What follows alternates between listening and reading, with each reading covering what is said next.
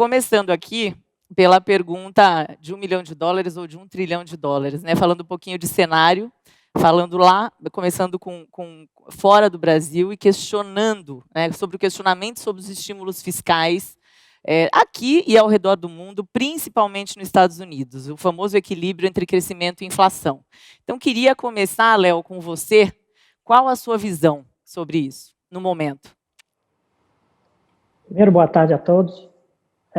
Agradecer a Fabiana, agradecer ao BTG pela oportunidade de estar participando aqui. Tá? A nossa visão, basicamente, a gente achava no início do ano que existia uma grande probabilidade de aparecer uma inflação um pouco mais forte do que as pessoas desenhavam. Tá? A grande pergunta que está todo mundo fazendo, obviamente, que você falou que é a pergunta de 1 milhão, 1 trilhão, 1 bilhão, seria se essa inflação será permanente ou provisória ou não. Né? O Fed tem colocado muita ficha, no sentido que ela é provisória e você deve normalizar à medida que você tirar, principalmente, alguns efeitos pontuais que estão ocorrendo.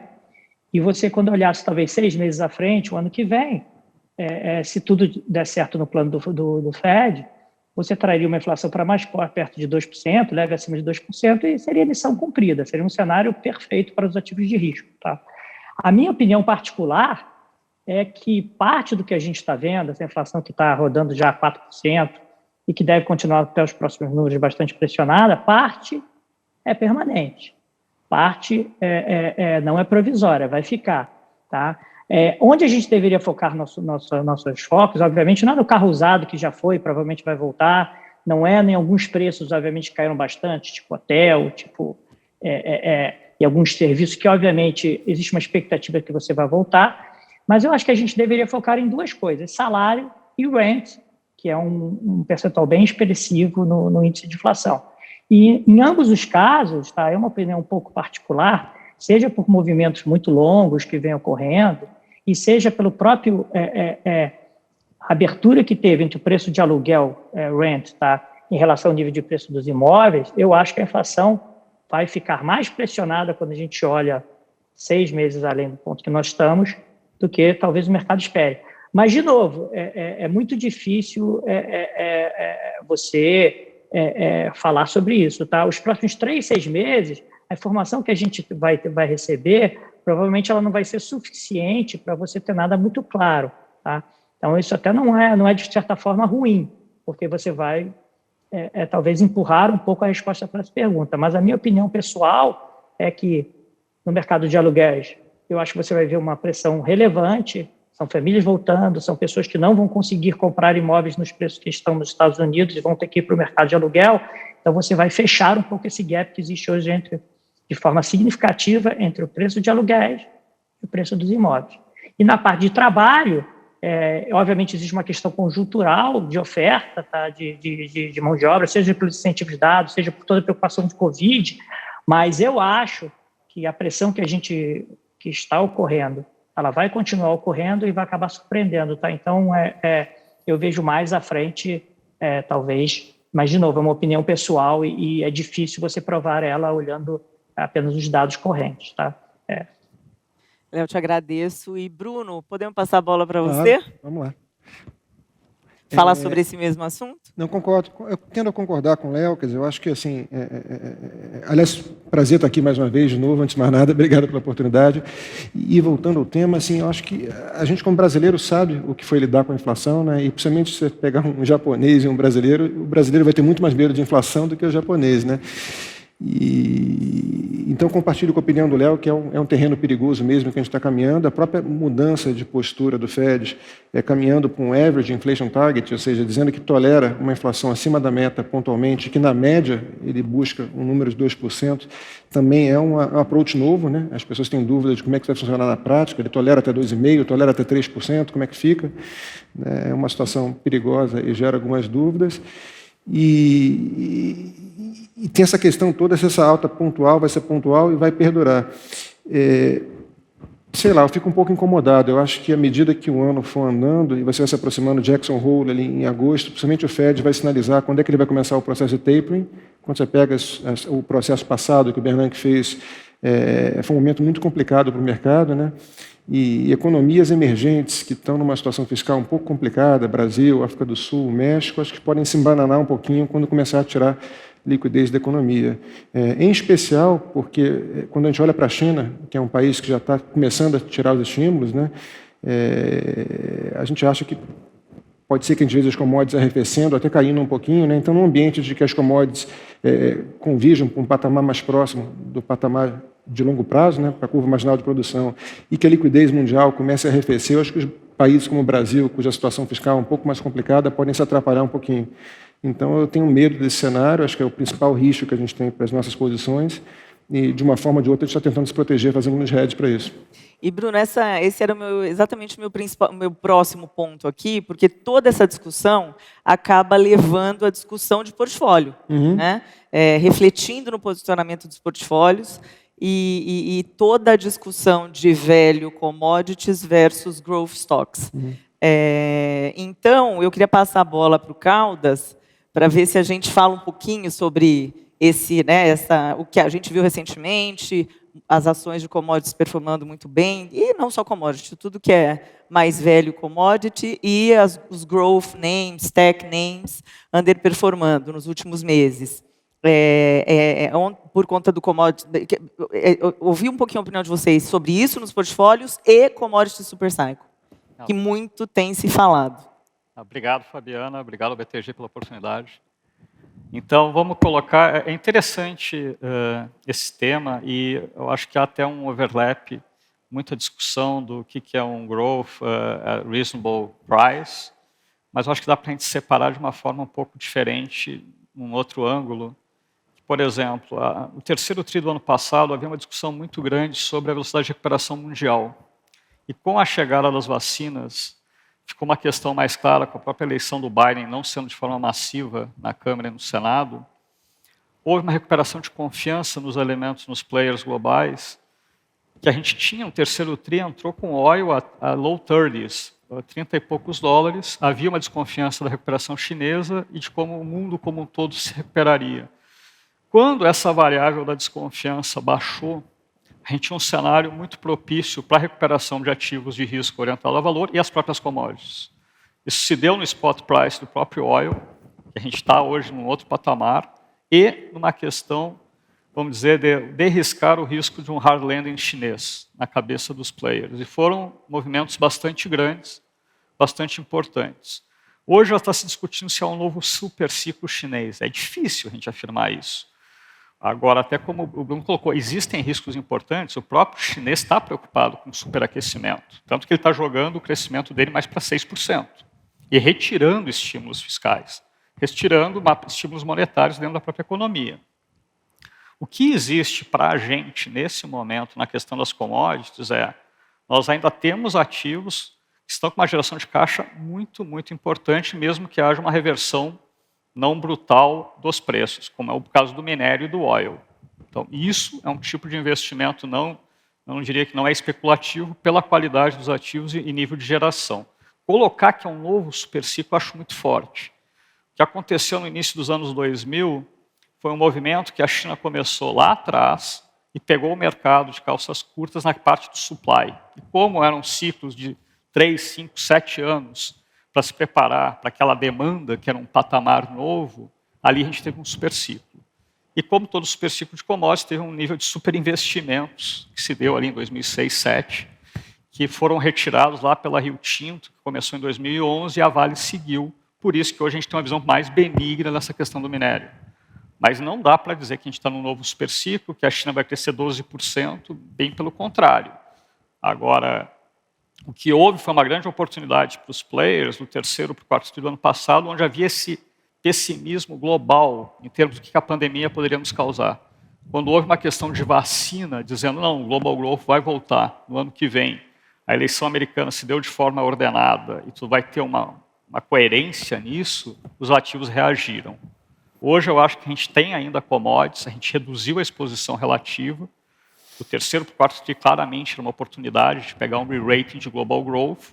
Hoje a gente está bem mais peak em free cash flow brutal, que nos paga um carrego muito alto em alguns casos, como minério e oil, por exemplo.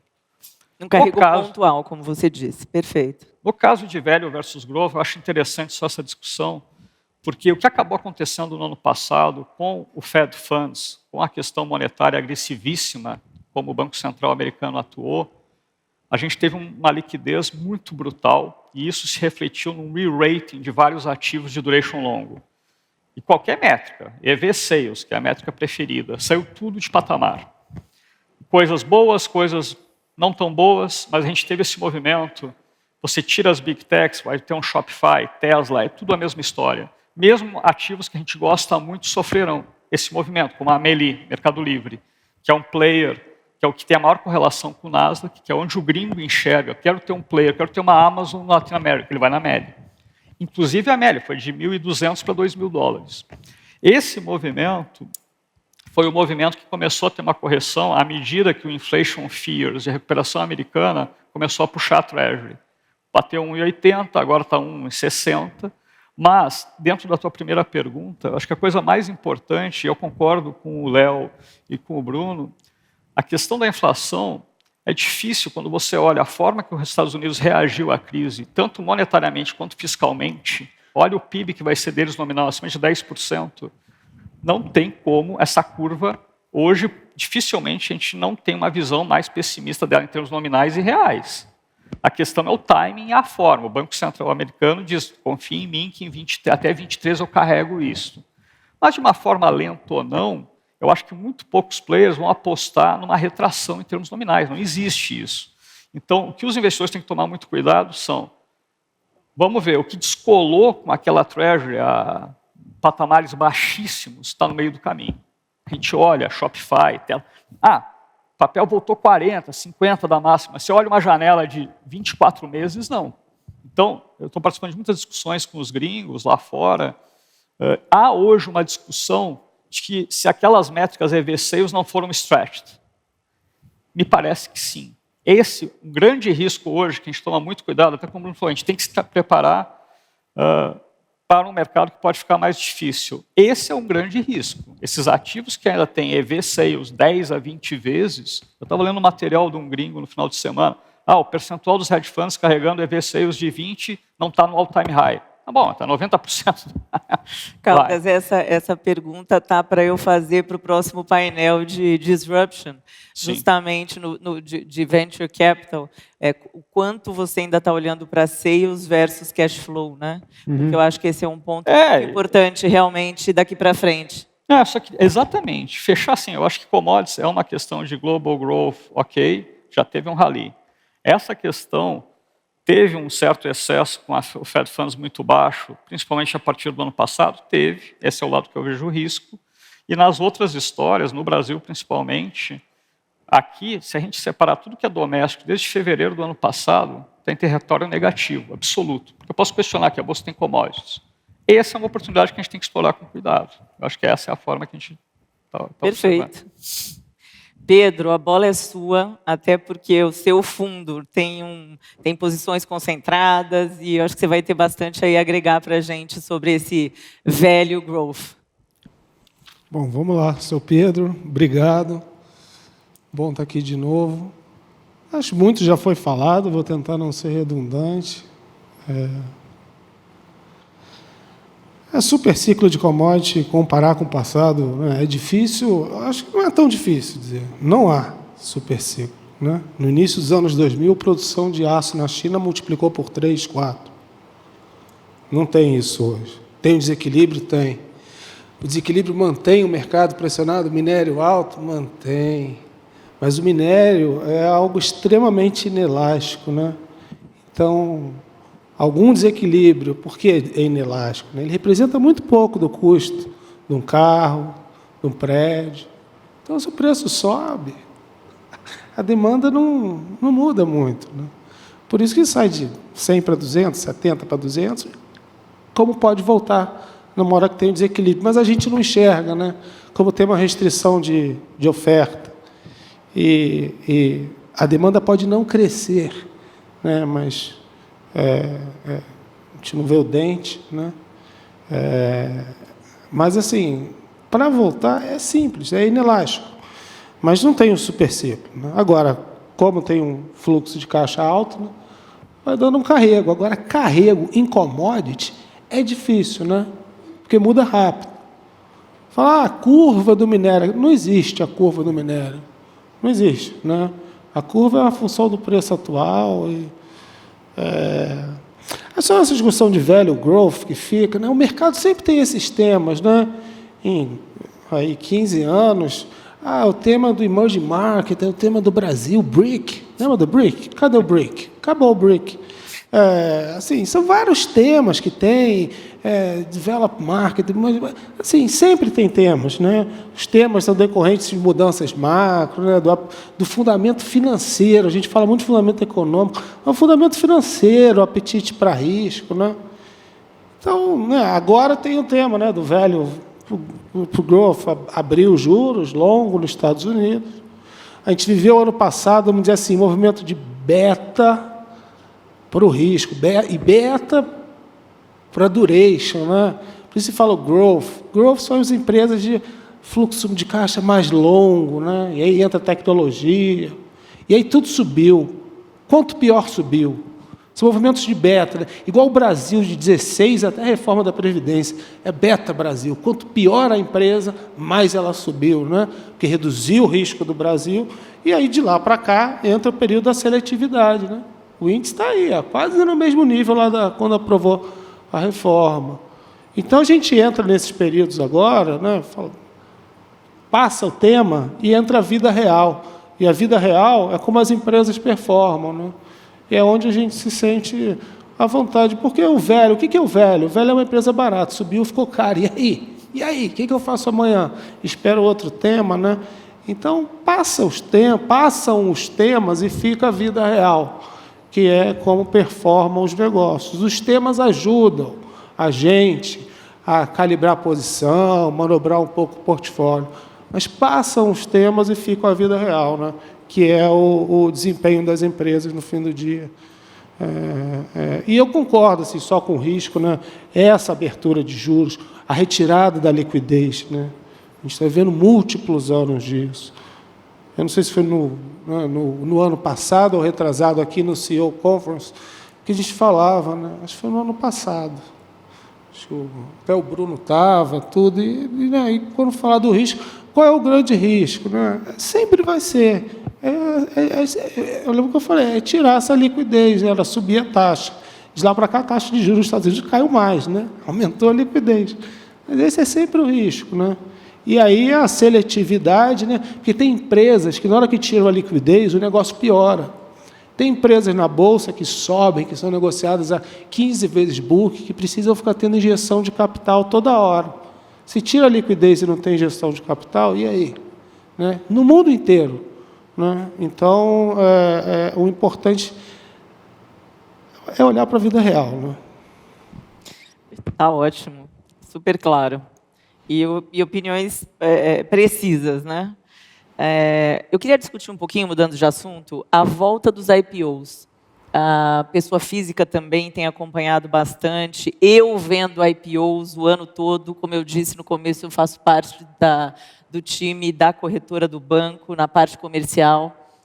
Saiu um relatório do Cadu, do nosso estrategista, recentemente. Nem eu tinha me dado conta do número em bilhões de reais que nós levantamos, o mercado brasileiro levantou em IPOs e follow-ons, em operações de ações o ano passado e esse ano. O ano passado foram 118 bilhões de reais e esse ano, do começo do ano até agora, 57 bilhões de reais. Então, são 175 bilhões de reais do começo de 2020 até agora.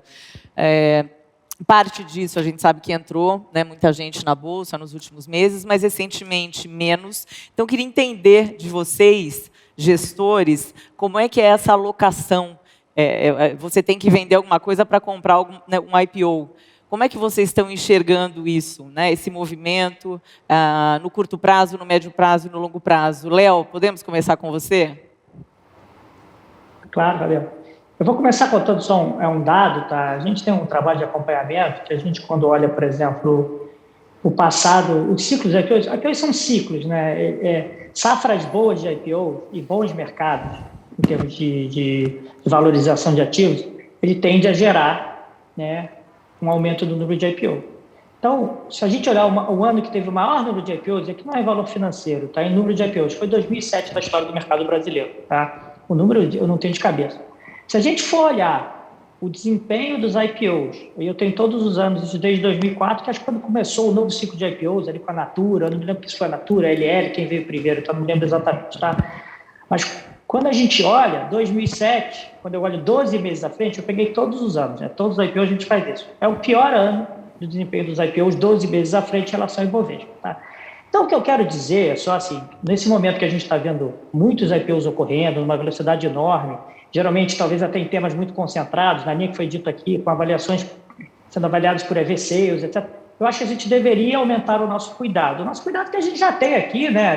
Todos nós aqui somos extremamente diligentes, extremamente cuidadosos. Mas é nessa hora, quando falta tempo, né? Quando vem muita coisa junto, quando às vezes pega você no momento de fraqueza, quando você não consegue, às vezes, fazer análise na profundidade, com a devida diligência, que às vezes você comete erros. Então, eu tomaria, seja com o investidor mais experiente, com o menos experiente, só cuidado, que é natural que isso ocorra, tá? É do ciclo, tá? Eu não estou dizendo que todo IPO que vem é ruim, não estou dizendo que este ciclo vai ser ruim, não é isso, mas a quantidade, né, depois da valorização que a gente teve também dos ativos de forma geral nos últimos 12, 18 meses, aumenta a chance de produzir retornos piores do que a gente teve em ciclos passados e talvez, inclusive, em relação até aos ativos que a gente tem presente hoje na Bolsa, tá? Mas o cuidado como é uma empresa nova, você deveria ter um cuidado maior do que você geralmente tem, porque você tem menos dados, você tem menos tempo, às vezes, para olhar, por mais que você faça todo um cheque com fornecedores, consumidores, cheque dos controladores, do management, por mais que você faça todo um trabalho de diligência, pela falta de história, pela falta de comportamento cíclico, pela falta de como essa empresa, às vezes, tomou decisões em momentos difíceis, momentos de importantes, tá? Você tem aqui, talvez, exigir um prêmio um pouco maior do que usualmente você pede, tá? Mas eu acho que não é muito diferente, não, tá? Do que da nossa análise do dia a dia, tá? Eu só recomendaria o cuidado, porque são ciclos e talvez, né, por tudo que a gente falou aqui, por todas as preocupações, por todo o fechamento que houve de prêmios de risco em termos global, talvez a gente esteja num momento nesse sentido de alerta ou mais perigoso mesmo, tá? Mas é isso, eu queria só dar o exemplo de 2007, que é a amostra que a gente tem, né, mas ela é um sinal, acho que importante. Léo, obrigada. E só adicionando esse teu ponto das novidades dos IPOs, eu acho que nesse ciclo a gente está tendo uma tendência, o mercado está tendo uma tendência de novas empresas e disruptivas também, né, que adiciona um pouco mais de risco nesse cenário de IPOs como um todo, porque você tem que entender ainda melhor aquela empresa, aquele business, se ele vai ser disruptive mesmo ou não. Eu estava lendo um relatório do Eduardo Rosman, nosso analista, na sexta-feira, sobre o Pix, e levei um susto. Em 4 meses e meio de Pix, foram feitos 1 bilhão de Pix no mercado brasileiro. Em número de transações, né? Isso já é mais do que TED Doc. Não em volume, novamente, só em número de transações, mas realmente você fala, nossa, tem 207 milhões de chaves Pix já no mercado brasileiro em 4 meses e meio.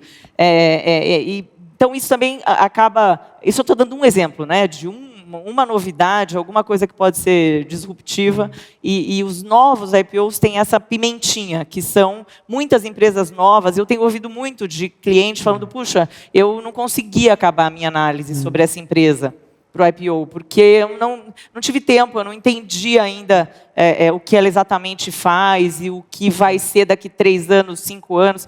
Então, acho que está adicionando ainda um ponto a mais, né, Léo, sobre análises de IPO. Isso eu queria passar para você. Eu queria, de repente, complementar, eu concordo muito com o Léo, é um drama que a gente vive, né? E assim como o Léo, a gente acompanha muito o histórico de dados para tentar ver o ponto do ciclo que a gente está. E uma coisa que me impressionou muito foi essa última janela. Entre empresas que fizeram falha informal e tentaram vir ao mercado, ou empresas que fizeram pilot phishing, que procuraram a gente, foram 76 empresas. Isso, em 3 meses, é absurdo. Quer dizer, não existe asset no mundo, nem ninguém que consiga analisar 76 empresas. Então, o primeiro filtro já é um filtro muito cruel, né? Que você tem que, numa conversa rápida, de meia hora, de 1 hora, entender se vale a pena você aprofundar naquele estudo. E dessas 76 empresas que tentariam acessar o mercado, só 12 conseguiram, né? 16%, é muito pouco. E o mais interessante foi que das 12 empresas que acessaram o mercado no último trimestre, todas elas, 100%, tiveram que reduzir o preço. O preço veio 23% abaixo da pedida inicial.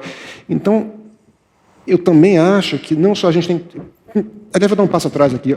IPOs são maravilhosos, né? Quer dizer, facilita muito a nossa vida e a gente adora poder olhar para empresas novas, setores novos. E eu ia até fazer isso, eu ia puxar a sardinha para o meu lado. É maravilhoso. No longo prazo, é maravilhoso. Muito bom para a Bolsa, é muito bom você ter novas opções para o mercado. Mas... Sim, a gente ia comprar... Pô, gente, a gente participou de vários IPOs com muito sucesso, a gente comprou 8% da Pets, deu super certo, a gente comprou Espaço Laser, a gente comprou mais recentemente GPS, então, assim, a gente vive disso, né? Agora, eu acho que no curto prazo está havendo um certo exagero, seja no número de empresas que estão tentando acessar o mercado, alguma delas precipitadamente, na minha opinião, e os preços que estão sendo mal definidos, porque eu acho incrível, né, que 100% das empresas que conseguiram precificar tiveram que baixar o preço para fazer a precificação. Então, me deixa um pouquinho assustado com essa dinâmica que está tendo do mercado de IPOs. Eu acho que essa próxima janela vai ser melhor. Curve, é um learning curve, né? Eu acho que é um learning curve. A gente passou muitos anos sem IPOs e sem muitos deals, e aí, quando você vem, a gente acaba, acho que, tendo esses exageros. Perfeito. Eu não sei se, como é um tema... Se a gente muda ou se você quer comentar alguma coisa, Pedro, e acho que é isso, né? Eu queria até adicionar, eu concordo também com o Bruno, nessa linha, o que acontece? A gente olha, o próprio mercado americano é emblemático, o Fed Funds baixo, a gente acompanha em forma global, o próprio mercado em março engasgou lá fora, é um sinal interessante. No Brasil, o que nos chama a atenção, a gente quer realmente... Quando a gente vê uma Localiza, uma Natura, uma Renner, a gente quer achar o próximo cara, que pode ser uma Pets, uma GPS. A gente tem empresas de management excepcional, tem muita história boa. O Brasil, provavelmente, o nível dos nossos executivos, das empresas winners, ele é muito alto. Agora, o que dificulta realmente a nossa vida hoje é que, com essa questão da liquidez, mesmo no Brasil, para VC, os ciclos estão muito curtos. Então, tem algumas coisas dos modismos, até na questão que eu concordo muito com o que você colocou, a gente tem que achar boas empresas e atravessar. E a gente pode até calibrar os tamanhos. E nessa busca, para a gente tem visto esse excesso de liquidez, muitas empresas não prontas estão vindo. Esse tema de tech é um tema novo para todo mundo. Então, a gente vê, em fevereiro foi um mês que vieram muitas empresas tech, muito difícil de você avaliar. Então, é uma dificuldade grande, então deixa a gente um pé atrás, e outras que vêm também na esteira de grandes sucessos, tipo uma empresa que a gente gosta muito, Redditor, é um sucesso, e aí em cima disso criou um tema, porque healthcare é onde o gringo, e a gente vê crescimento, em pouquíssimos segmentos, como GNI, Hapvida e Redditor, e aí cria-se um tema que quer se colocar muitas empresas como proxy dessas, e aí para o investidor gera um problema de avaliação. Não, mas vem com 10% de desconto para melhor. Também nos dá um problema, porque o valuation tem excesso. E 10% de desconto em relação à planilha que embute um crescimento, embute M&A, embute... A gente pode discordar das premissas por trás do valuation, né? Exatamente. Aí é muito difícil. E aí 20% do que era caro continua não sendo caro. Não vai ter preço para entrar. Interessante. Bom, viu, Fabiano? O pessoal está pedindo desconto. Já entendi a mensagem. Vou mudar de tema aqui. Só completar assim, o IPO ele é muito bom para o mercado, né? Cada um faz a sua escolha. Só você falou do assunto de tech, né? Acho que ainda não há especialistas tech, né? Nos Estados Unidos tem fundos só disso. O ecossistema tech não está montado no Brasil, né? Que é ter o Angel, o Venture, o Seed, enfim, né? Então, que tem vindo muita empresa para a Bolsa, que eventualmente seria melhor ela passar por esse ecossistema. Seria melhor ela ficar dando prejuízo 5 anos, tendo inflow de capital o tempo todo, né, para crescer o negócio, e talvez estão vindo para a Bolsa. Nos Estados Unidos, as empresas vão para a Bolsa, empresas tech, o controlador tem 20% da empresa, porque ele já foi diluído para a empresa crescer. Aqui tem 70%. às vezes, né? Você está queimando etapas, mas paciência, né? É bom para o mercado. Eu acho que é bom estarem vindo empresas tech. Empresas tech têm coisas em comum, né? Até o Gary Cohn falou aqui antes, e muito mais especialista do que, sem dúvida, eu. Né? Mas tem uma coisa que a gente olha da empresa tech, né? Que tem em comum, somente as iniciantes, que é o jovem empreendedor que vive e morre por aquilo, né? Isso tem que ter nessas novas empresas, né? Então, é algo que a gente busca nelas, porque quando a gente olha os ciclos, né, assim, da bolsa, da economia, do empreendedorismo, de onde está indo o capital humano, o dinheiro, os cérebros, mas olhando na bolsa, mercado de capitais, né, aí, anos 2000, telecom, maior setor, 2010, commodities, 2020, bancos.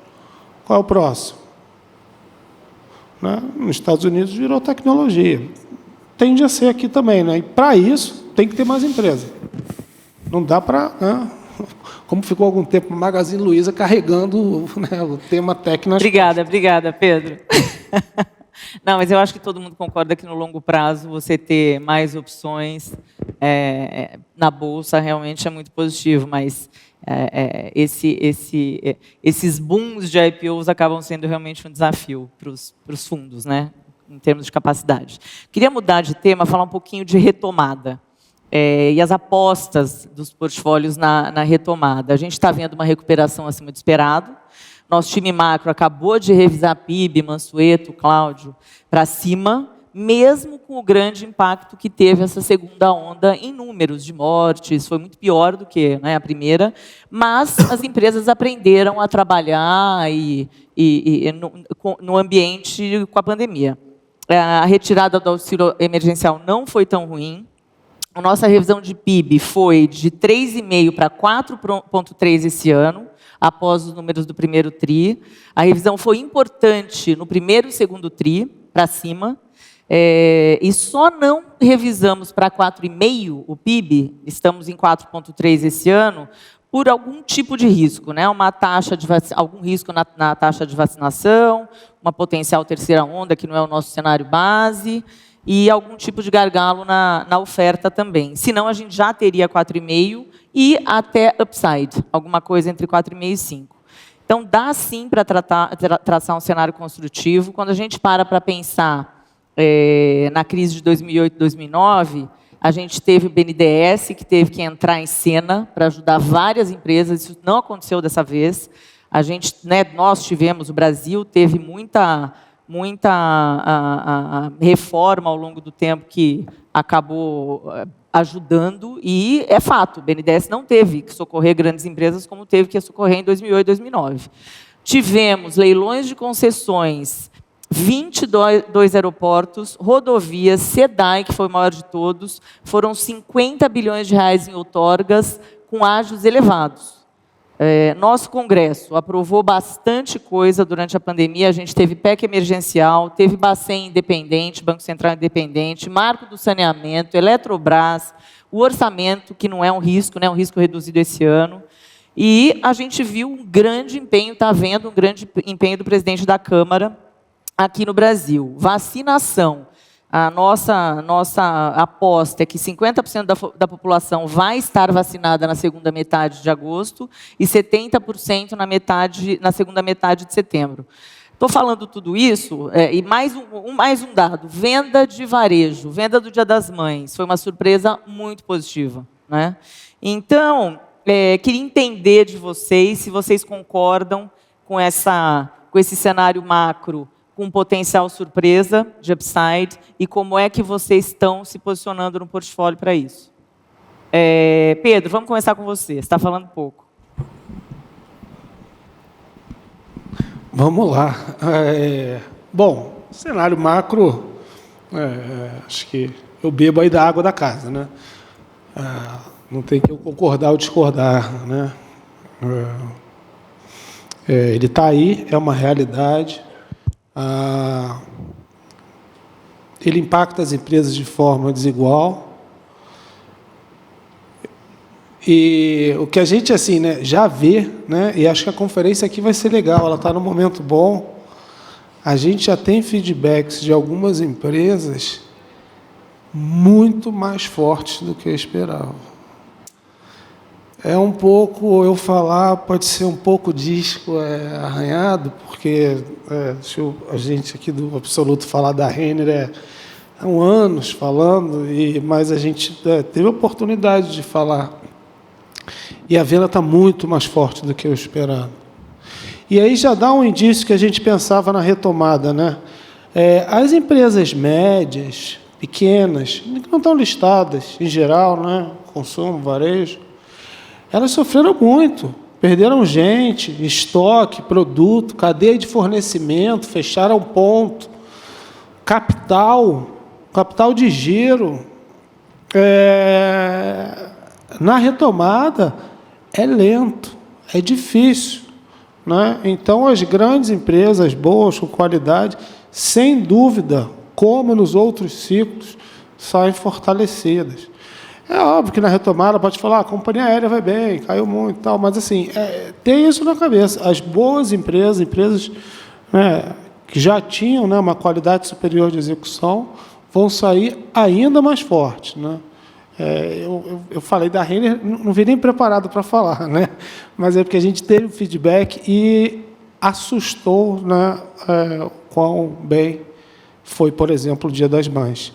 E aí é natural a gente pensar, né, assim, pô, começou a sair, as mulheres voltaram a sair, né, um ano sem comprar roupa, armário desatualizado, vai na loja pequena, não tem roupa, né? Essa loja pequena vai no fornecedor, ele não tem capacidade para dar para ela. É só, né, um exemplo, esquece a empresa e pensa, né, no conceito, né, das empresas capitalizadas, bem estruturadas, bem geridas, elas vão sair ainda mais fortes. E é por aí que a gente está indo. Então, a gente tem no varejo, né, enfim, distribuição de combustível, alguma coisa de logística. É aí que a gente tem a retomada, assim, alguma história de retomada dentro do portfólio. Mas ajuda tudo, ajuda a confiança, né? É por aí que a gente pega. Caldas. Não, perfeito. Eu concordo bastante com o Pedro num aspecto que a gente está observando de uma forma bastante relevante nos calls que a gente tem feito com as empresas. A distância da empresa que é forte está abrindo muito em vários segmentos, seja no varejo, no vestuário. E essa discussão a gente estava tendo lá com a nossa equipe, que é uma discussão como a gente tem empresas vencedoras e não fica switching conforme um tema que pode ser, como o Pedro falou, a gente vai ter durante um ciclo vários temas. Bom, aí eu coloquei de uma forma, tá bom, vamos pensar assim. Vamos ver empresas que a gente quer ter, não vão acabar, apesar... E hoje o mercado pode pôr um desconto excessivo, que a gente pode discordar ou não, pelo fechamento. Que é o que a gente vê numa Renner, por exemplo. As discussões que a gente vê sobre a Renner, eu tenho certeza que se o mercado tivesse aberto, não existiriam da forma que estão existindo hoje. Então, o mercado tem que tirar esse viés do que o fechamento traz, que é esse desconforto de você não ter sua área de vendas aberta, porque não tem mágica. É claro que quando a gente olha, e eu estou lá desde fevereiro de 20 até hoje, todos os setores domésticos, tirando, vamos dizer, as fintechs e e-commerce, todos caem, em termos absolutos. Com sinais que o Brasil está indo devagar, mas vai ter vacinação. Com certeza o mercado está descontando de forma mais forte isso. Agora, eu acho que o gestor tem que manter a disciplina da qualidade que ele quer e do papel que ele quer carregar por 2, 3 anos no mínimo, para pensar e evitar uma armadilha, que poderia ser algo que ele não teria se não fosse o play rápido de reabertura. Acho que isso a gente tem que manter, até porque eu estou otimista com a reabertura, mas eu não consigo te precisar se a vacinação vai atrasar ou não, o país vai ter dificuldades. Então, mantenha a qualidade, a coisa que você quer, que você vai ser beneficiado. A gente está vendo, por exemplo, a gente está fazendo escolhas que a gente discutia um setor que a gente acha mais frágil, vis-à-vis uma Renner. A gente ficou com a Renner, mesmo ela tendo um beta mais baixo. Por quê? Porque quando a gente olha o qualitativo, a gente não pode precisar que vai dar tudo certo eu fazer esse tema a valor de face.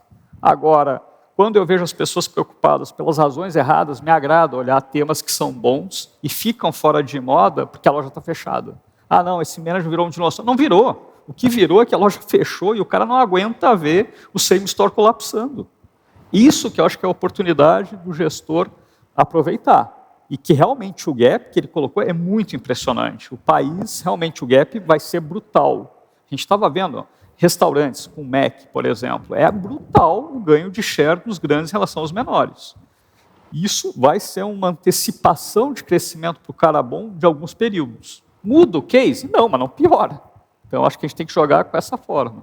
Não, Caldas, está perfeito. E antes de passar a bola para o Bruno, só introduzindo no mesmo contexto as suas principais apostas do portfólio. Tá bom, legal. Então, assim, eu concordo com vocês, acho que a gente está mais animado, né, em relação ao segundo semestre, em especial em relação à retomada econômica aqui no Brasil, por conta de vacinação, por conta das coisas voltarem ao normal. Eu só faria uma observação que, infelizmente, o Brasil faz parte de um mundo muito maior que o Brasil. O Brasil deve ser, sei lá, 0,4%, 0,30% das ações no mundo, né?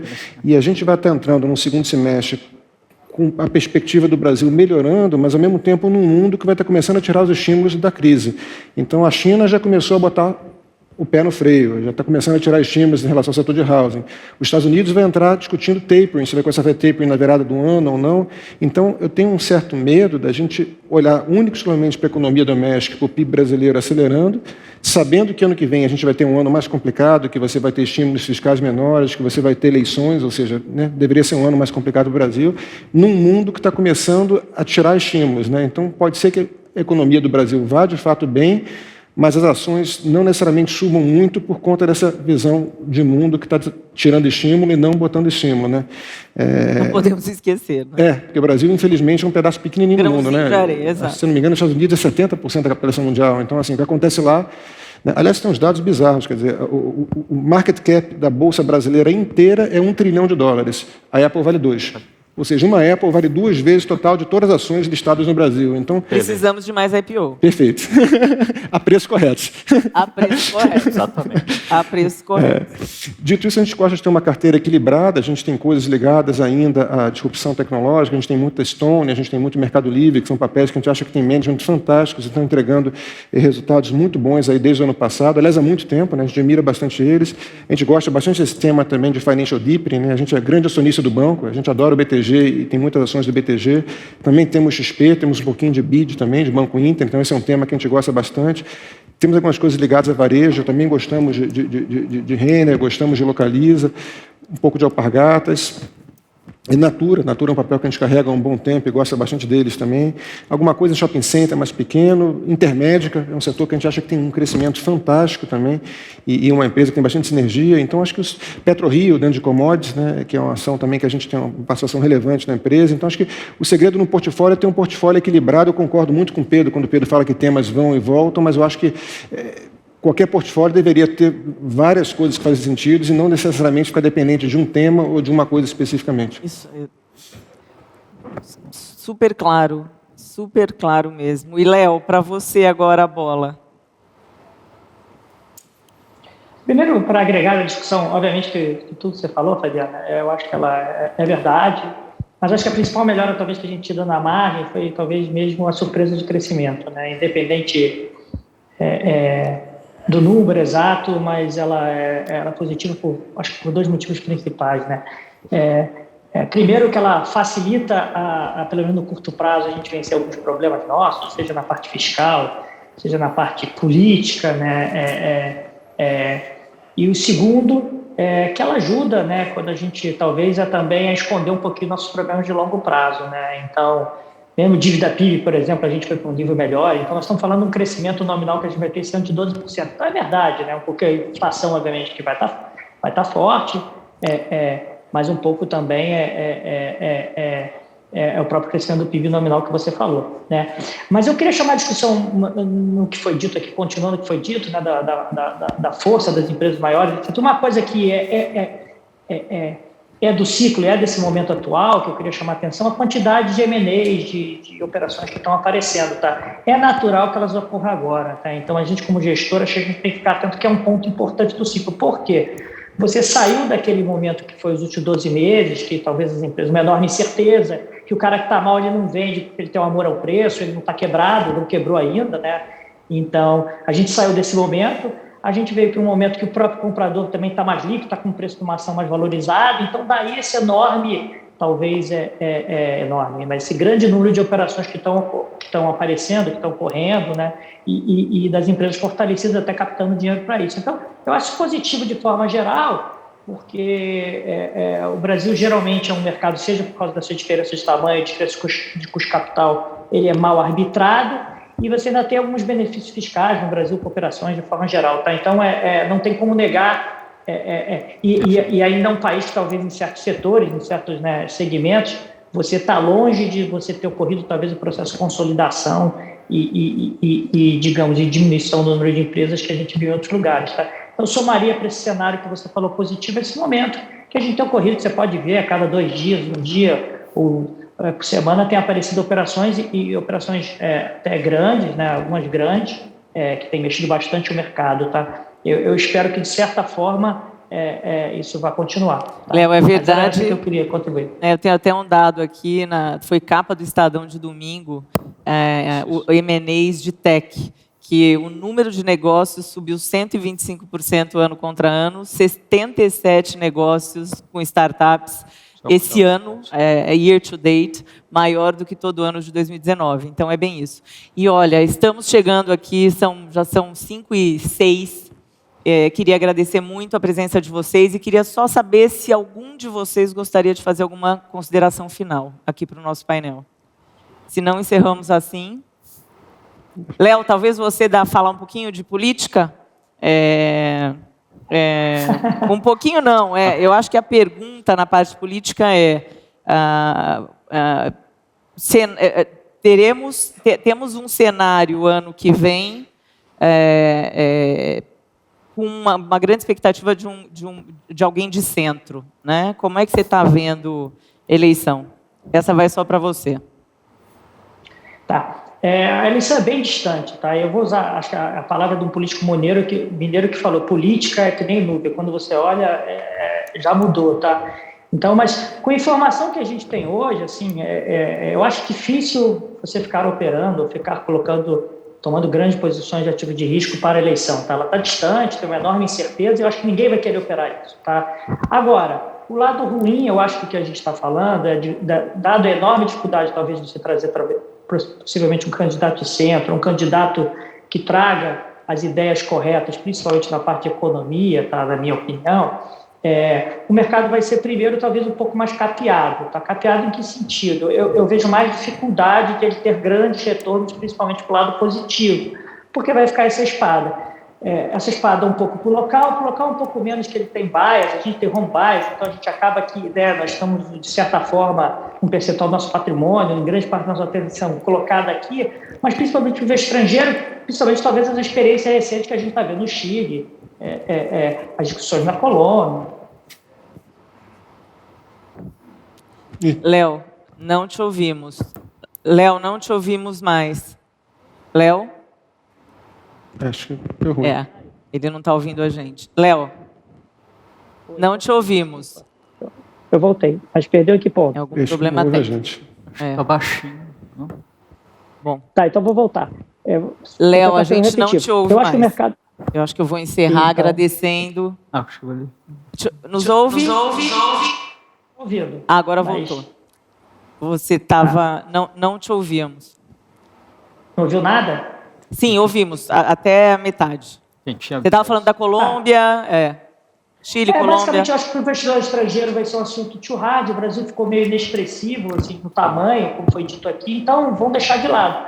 Me parece muito distante, tá? Então, mas eu não acho que a gente, no curto prazo, deveria tomar nenhuma grande decisão baseada na eleição, tá? É muito distante, ninguém vai operar isso. Mas, de novo, não é o cenário que a gente gostaria, tá? A gente gostaria... E esse é o cenário que eu gostaria particularmente, é que a gente talvez tivesse um candidato de centro-esquerda, centro-direita, tanto faz, não é esse ponto, mas o mais importante seria que saísse dessa discussão e na parte econômica, que eu acho que é a mais importante, na parte de reforma, na parte micro, que é muito mais complexo apenas do que a resolução do problema fiscal, que encaminhasse e tivesse, principalmente, talvez, pelo menos o diagnóstico correto dos problemas do país, tá? Para poder implementar as soluções, tá? Mas eu não estou muito esperançoso nesse sentido, mas eu acho que é muito para frente, tá? É difícil a gente aqui hoje, faltando quase 1 ano e meio, ficar tomando decisões baseadas nisso. Tá certo. Tá Certo e tá claro.